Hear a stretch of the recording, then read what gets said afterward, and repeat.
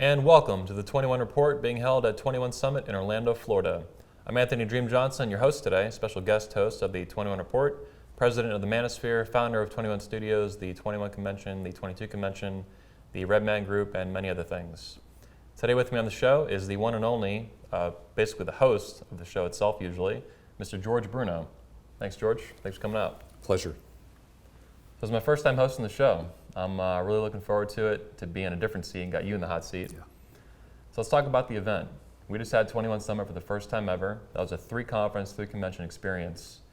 And you've seen this conference since 2017 when you were the beard guy, as Tanner Guzzi called you, and as I've called you. What's it been like seeing, from the first event, 2017, to now 2020? I mean, this is a big difference, never mind the events in between. But 2017, that was a big event, 10-year anniversary event, 3-conference experience. Your thoughts? It's multifaceted.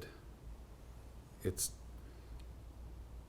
never been a one-trick pony, but there were people who would call this a pickup conference, a how to get laid conference, how to conduct yourself, red pill kind of stuff. And it's so much more than that. And it has evolved into a conference for the total man. The total man. What does the average attendee, the average potential attendee, what do they not understand about attending the conference, the experience of being here at the events? The guy who hasn't been yet, so he's not an alumni, what does he miss? What do they not see through the camera? It's so much more than sitting in an audience watching a man on a stage. That's a small part of it. The dinners in the evenings, the conversations in the hallways, the connections that people make, the conversations, the challenging, the collaborations, all of that just makes it such a high quality event that men are speechless when I ask them, so how do you like it? And they got to think. They got to come up with words to describe what they got out of it. A lot of guys will say, I'll say, so what did you think of the event? They'll say, have you got about 3 hours? Wow. Yeah. They can't stop talking about it. Many times they're just saying, literally, wow. Yeah. And that's even the new speakers that are blown away by this. Let's talk about some of those new speakers. You actually helped bring in at least one this year, maybe a couple. I think I'd say you're responsible for at least one or maybe 2 or 3. Talk to me about having brand new speakers here, and one in particular that you were definitely super responsible for, Michael Foster and Jesse Lee Peterson. Yes. Both Christian pastors, reverends. Yes. What's it like seeing them take the stage at 21? Jesse Lee Peterson is a controversial guy. Mm-hmm. He has a huge following. I think he is an authentic man. He's one of these guys that he is exactly the same man in person as he is on camera. He doesn't change. When he hears action, he doesn't become this character called Jesse Lee Peterson. There's no hesitation either. He's just... Zero hesitation. And the guy is 71 years old, which kind of lends to the I don't give a crap. Anyway, and I kind of like these guys that are kind of like zero craps given. Yeah. But do it with care and concern. Mm-hmm. I could tell he's a caring man. Mm-hmm. I could tell when he shakes your hand there's a warmth to him. There's not a hardness to him. He doesn't want to fight anymore. He wants to speak the truth. And I'll tell you what, there's a lot of people that want to silence him. Yeah. That's how I know he's doing the right thing. Mm-hmm. Yep. Talk to me about Michael Foster. He's someone that you mentioned to me, I think, a while ago. Yeah. And he was actually in our community before that, the Manosphere, but I only was lightly aware of him, but you were like, this guy's got to be there. Yes. And I talked to him and went good. Yeah. Michael Foster is, he's an intellectual. He's one of the most intelligent human beings that I know. Mm-hmm. Super high IQ, super articulate, father of 7, pastor of a church, Presbyterian, which is more like what I would call a more orderly type of denomination. Not a lot of, as Jesse would say, hooping and hollering kind of thing. But he's not afraid to mix with people who have different ideologies than him. You would think that he would be very dogmatic about things. Mm-hmm. But he's sitting there, this Christian pastor, articulate, intelligent, sitting with Jack Donovan on one side, Tanner Guzzi on the other, Coach Greg Adams here, and they're all having this incredible conversation. He's funny, he's resourceful, and I thought, like for instance, I honestly thought that he was going to be slightly more dogmatic. I didn't think he had the sense of humor. Let me take that back. I didn't expect to see the sense of humor coming out of him like I did. He's a very masculine, positive, and smart guy. I got that feeling, knowing him, interviewing him before on the Red Man Group and whatnot, but meeting him in person, this is very apparent. He actually he slightly regretted not speaking at the main event for men. That's what he told me. I kind of figured he could do it, but he didn't see that before attending, and then when he got here, he's like, I see. Yeah, he would have been well received in there. Yeah. Controversial. And he's a big guy. Yeah. He's a very big guy. Yep. And one of the things that he said to me, like big physically, he's just a giant kind of guy. And he said he's going to spend the next year, like he says, he said to me, you're not going to recognize me next year. He is motivated to do something about his physicality. After being here. Wow. He looked at other speakers, he looked at the attendees, and their appearance threw the gauntlet down for him. Wow. So he's going to start working out more and doing what he has to do to optimize his entire body, which is going to help him reinvent his career, so to speak. I mean, change the body and everything changes. Yeah, your physicality is very important in life, especially as a public speaker, I'd say. Yes. People respect you a lot more the more in shape you are, the more fit you are, the better looking you are, the better groomed you are, the better styled you are. That's why the 21 convention, we try to make these men the best we can, all these different ways, like you mentioned, a comprehensive, all-encompassing, I think you said. You phrased it. And there were a lot of beards here, I noticed. Oh yeah, a lot of beards. There's a lot of beards. Bring back the patriarchy. Yeah. That means it requires a beard. Make beards great again. Yeah, exactly. All patriarchs have beards. Probably not all, but most should. You're right. Not all, but most. Yeah, yeah. Exactly. What's it like meeting women attendees, or did you ever think there would be female attendees at a 21 Studios built event, the 22 convention? The only time I've seen women attendees here was, wives, when the occasional wife would show up with a speaker. And girlfriends, sisters. Yeah, that kind of thing. Yeah. And to have women come here, a lot of critics said, we turned in our man cards by having women here. I would say, I think my man card got a little bit stronger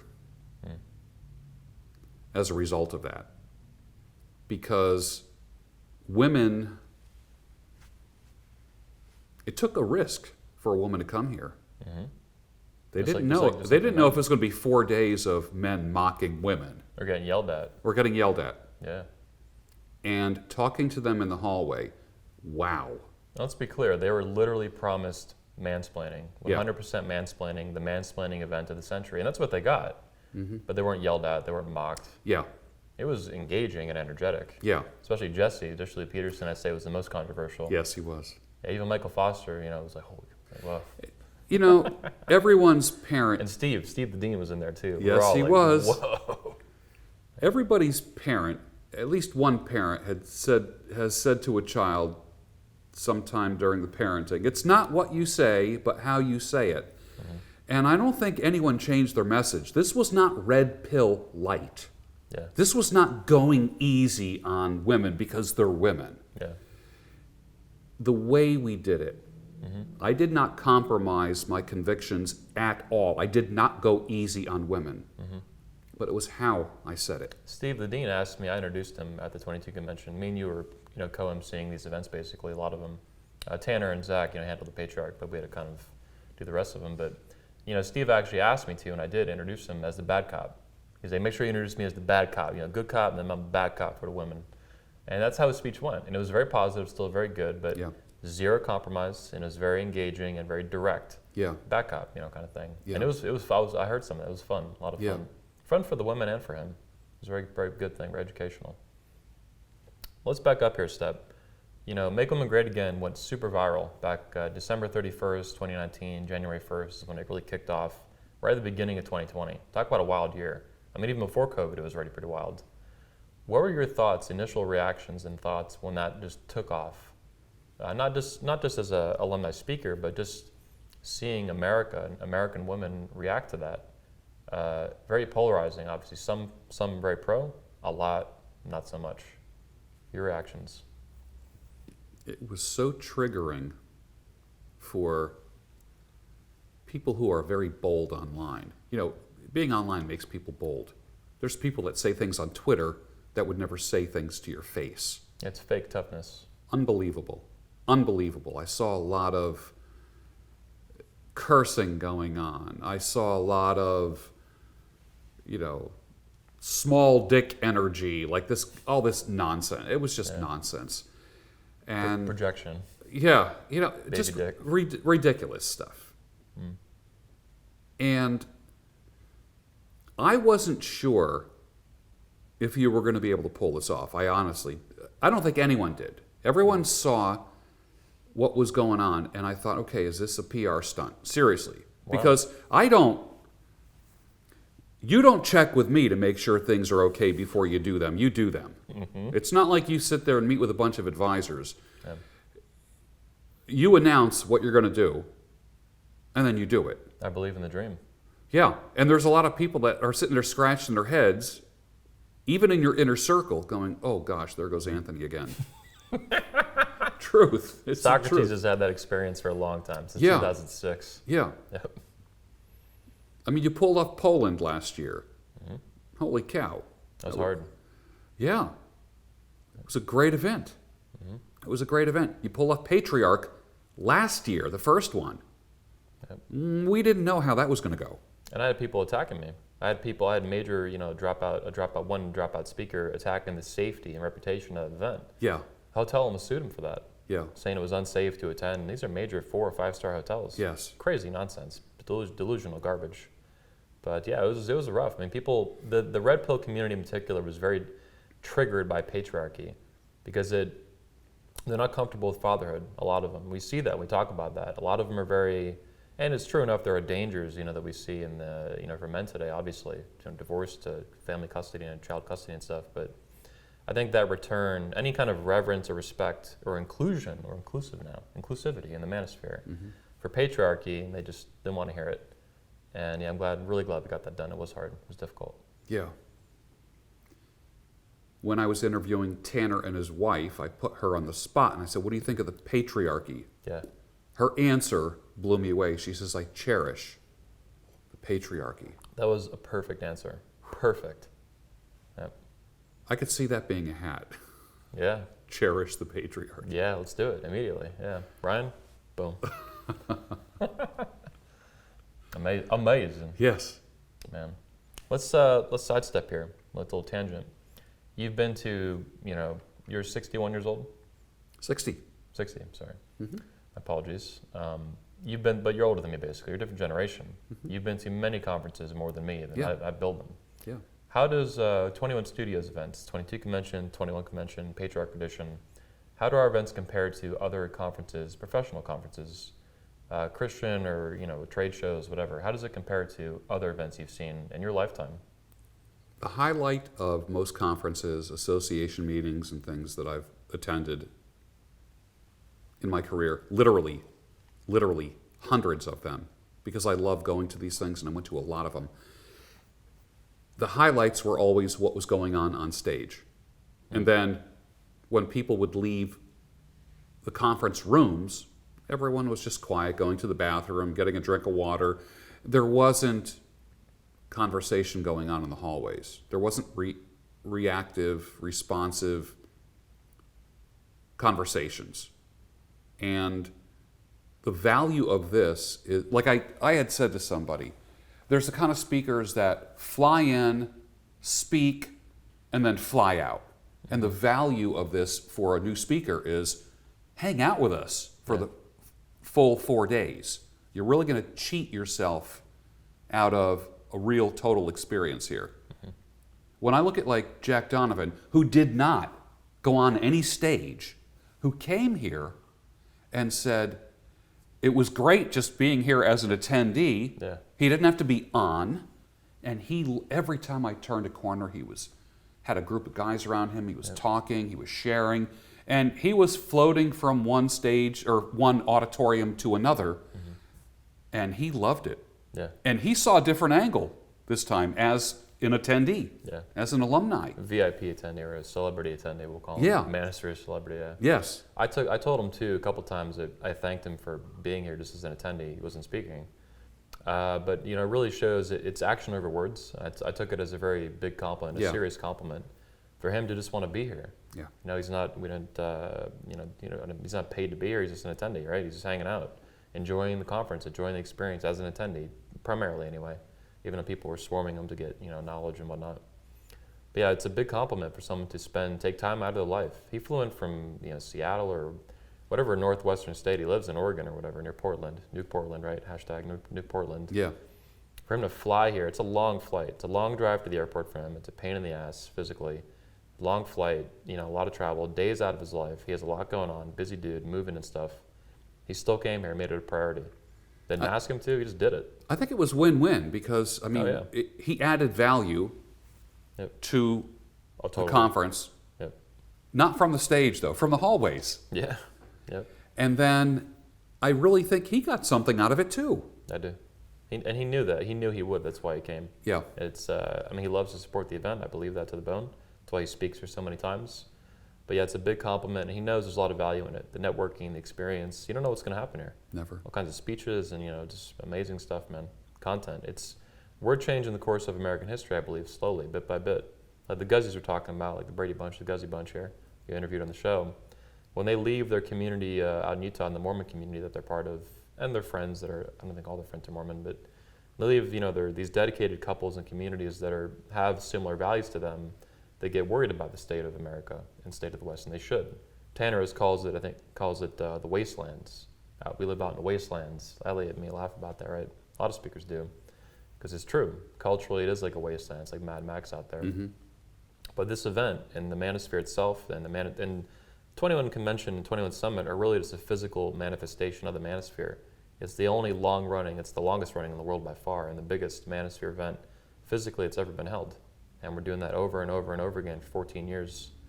But we're pushing back hard, pushing back on multiple fronts. This is a culture war, and I think we're actually winning at this point in some very important select ways, like first steps to make real change you can believe in. Yeah. Making women great again, rebuilding the patriarchy, where we have women telling you on camera, I cherish the patriarchy, and they're serious about it and sincere, and they can explain it. And of course, we're, as Jesse would say, rebuilding the man at the main event. We're helping men become more masculine in very healthy, positive ways. That they're getting yelled at outside this conference area, that masculinity is toxic and fatherhood is useless and everybody's Homer Simpson, bumbling, fat loser. No, garbage. You can be strong, you can be masculine, you can be healthy, you can be positive. Masculinity is a good thing, femininity is a good thing for the women. Yeah, it's common sense. I called it, in my speech, common sense masculinity and common sense femininity. Yes. And you inspire a lot of what I do. You see me steal. I told you, I steal from you. You give me the meme idea. A lot of the memes come from George. Steal away. But even my, with my keynote address, I stole the ending slide. Hope, optimism, and 100% toxic masculinity. Yeah. I steal shit from you because it's good. Final question, or one of the final questions. You've been interviewing now the 21 report. You were interviewed on the report in 2017 by one of our guys. In 2018, you took charge and you kicked ass like I thought you would. I suspected you would. So you've been interviewing our speakers since 2018. You've done probably 80, maybe 90 interviews at this point on this show. This is almost the George Bruno show. I almost wanted to change the name. Yeah. How's that experience been? That's a lot of people to interview, a lot of men and a couple women. Yeah. I think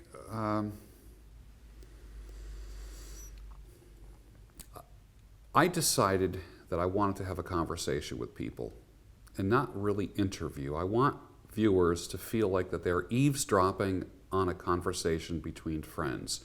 So I'm not adversarial. I'm not trying to trap anyone. I'm not trying to interrogate anyone. You want them to open up, though. Correct.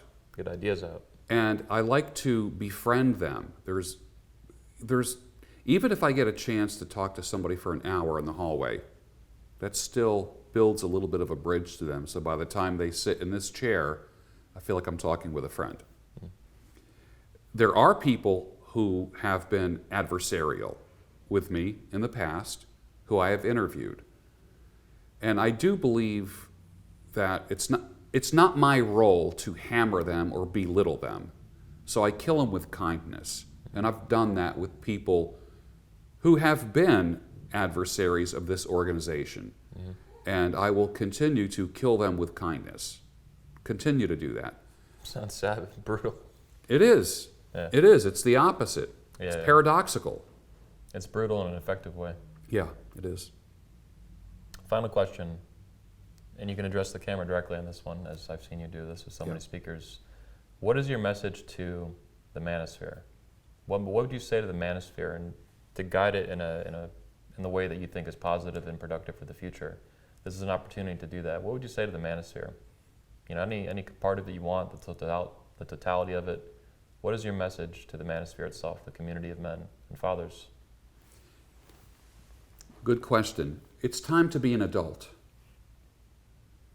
The adult pill is the ultimate pill, as far as I'm concerned. It's time to put away the baby food and the baby bottle and the diapers and stop shitting yourself. Right? It's time to have some solid food and grow up and be a man. That's why we call it the manosphere. It's not the baby sphere. It's the manosphere. It's time to grow up and be a man. And being a man, you got to get rid of hate, resentment. We love competition as men. That's normal. But cheap shots, that's feminine. Thug energy. It's bullshit. Grow up, be a man, take the adult pill. I think that is the real red pill, in my perspective. That was badass. George, thank you for coming on the show. I appreciate it. I'm Anthony Dream Johnson, host of the 21 Report today, here with George Bruno. We'll see you next time.